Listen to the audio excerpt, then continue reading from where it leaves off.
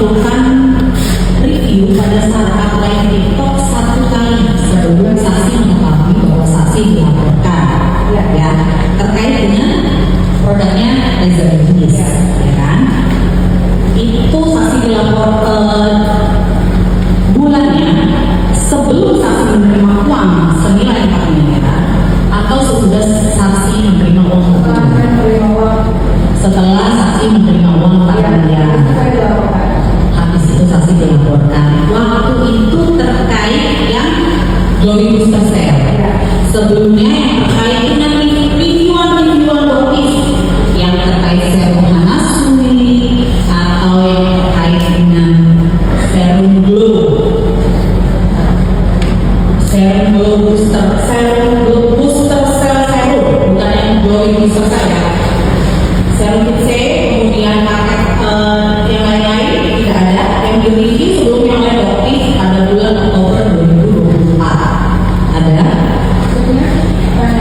Pertanyaannya, saksi ada melakukan review terkait mereview ulang, repost atau membahas ulang terkait dengan reviewan Dokis. Kalau repost ya, Ya, tadi mungkin masuk pertanyaan saya seperti itu, bahwa saksi melakukan review ulang terhadap reviewan yang dilakukan oleh Dokis sebelumnya. Ya, itu sejak kapan? jadi yang review itu bukan dokter saja, banyak dokter katakan juga. Enggak, saya lihat saksi melakukannya sejak kapan? Pertanyaan saya sejak kapan? Ya.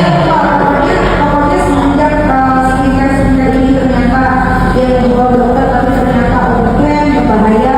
Saya cuma mendapat reportnya tidak ada Baik, yang saudara repost kata-katanya seperti apa? Apakah ada dokter penipu, bergen, seperti yang sebelumnya pernah dijelaskan juga oleh Dokis pada persidangan yang dulu?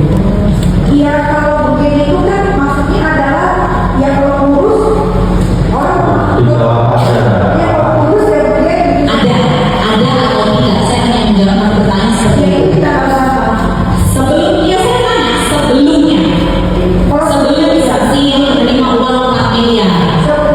Tidak. Baik. Tidak ada ya. Oke, dokter penipu, dokter abu-abu, mukanya berurusan semuanya. Tidak ada ya. Oke. Dari saksi saja. Kemudian